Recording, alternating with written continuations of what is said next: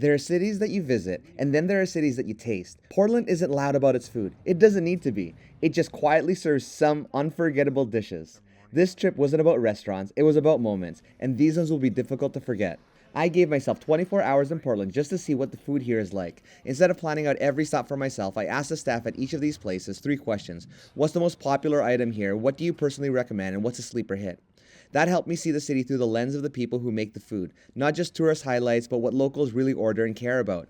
I've got something from every budget, from sit-down restaurants to bakeries. Let's jump in. My first stop was Canard, a French-inspired spot on East Burnside that feels both casual and thoughtful at the same time. The vibe is laid back, but there's this attention to detail everywhere, in how the kitchen looks, how the plates come together, even the way people chat with you when they bring your food. The most popular thing here is the steam burger. It's almost smaller than you expect at first glance. The patty is soft and juicy, and the bun holds up without getting soggy. That balance of texture kind of tells you right away why people order again and again. It's cute, it's great, it's focused, not heavy, and feels just right. It's also a great budget option and packs a lot of flavor. The staff recommended the foie gras dumplings next. These are rich and silky, but not in a way that tries too hard, you know? Oh, that broth they sit in has this subtle seasoning that pulls everything together. When you first take that bite, you slow down a little bit. It's just that kind of dish. So good.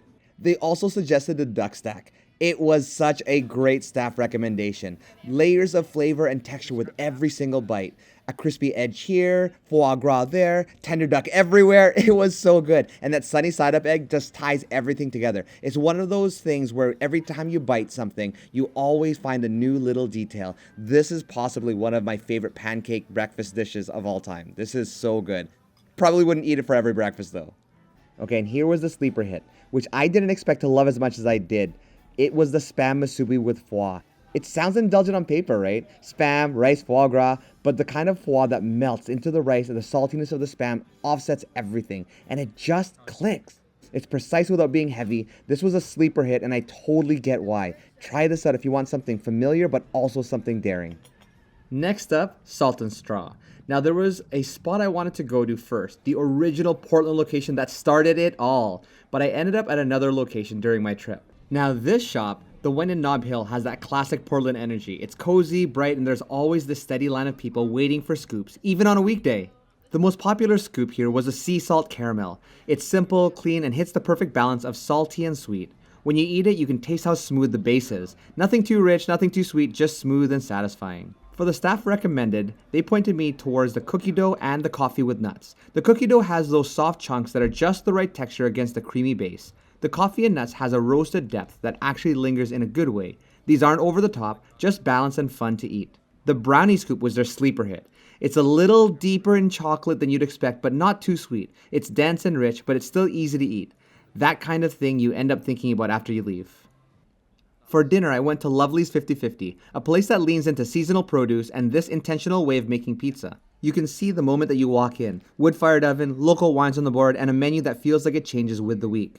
The staff recommended the white pizza with chanterelles. The crust has this perfectly chewy interior and a slightly crisp edge from the wood fire. The chanterelles are earthy without being heavy, and they layer with cheese in a way that feels natural. It's balanced. Every bite has a little bit of everything, but nothing fights for attention.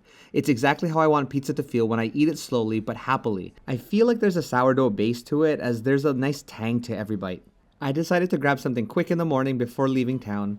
I went to St. Honoré, one of those classic French bakery spots that feels like a part of Portland's food history. I feel like it's in the middle of a bustling downtown area. The place is airy with breads and pastries lined up like little moments you want to taste. It was great inside.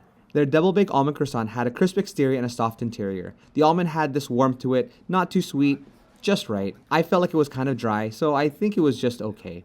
I also had the maple bacon croissant. Was sweet and salty at the same time. The contrast was noticeable right away. Also, average at best. I'd still go back to have it, but I wouldn't go out of my way to go get it. My last stop before leaving town was Coquine Market. Now this place is a market by day, but a fantastic restaurant at night. Because I didn't have enough time, we just went to the market in the morning before leaving. But right at the base of Mount Tibor in southeast Portland is where you're going to find this amazing little shop. It was light-filled, it kind of feels like a neighborhood corner bakery, but everything on display looks intentional. Their cookie is the most popular thing they pointed me to. It was warm, soft, and just the right amount of chew. The kind of cookie that actually feels like it was meant to be eaten the right way. It was really good. They also recommended the morning bun. The morning bun had this buttery, layery feel to it. It seemed like it was like a cinnamon bun, but it was just so moist. It didn't look that way when I was pulling it apart because maybe it was a caramelized sugar on top. It looked dry. It was very moist. What a great bite. The sleeper hit was the Danish. Flaky, delicate, and almost effortless in how it came together. That's the sort of thing that sticks with you after you take a bite. Simple but memorable. It was such a great flavor-packed bite in the morning. Really good. And now we're at the point where I get to tell you some of my favorite bites over this trip. The most popular dish that I was able to have was Canard steam burger. Wow, they were just such small, delightful bites every single time. The value for the money, the taste that comes with it, and the location, and especially even the restaurant that I'm in, what a great fun time to have those steam burgers. I'm going to save the staff recommended dish for last because that also was my favorite dish. I will go with the sleeper hit, and that sleeper hit was the Danish from Coquine Market. It was such a great bite to have in the morning. Maybe it was just that time of morning, but it was nice to have. So that's why it wins my sleeper hit. And my favorite staff recommended dish goes to Canard's foie gras dumplings. Wow, how memorable were those bites? I highly recommend them. They were the best thing that I ate this trip, and I hope that you get to enjoy them at some point too. Well, if you made it this far into the video, I just want to thank you for watching. I would hope that you would consider subscribing to my channel. I've got a lot of fun stuff coming up.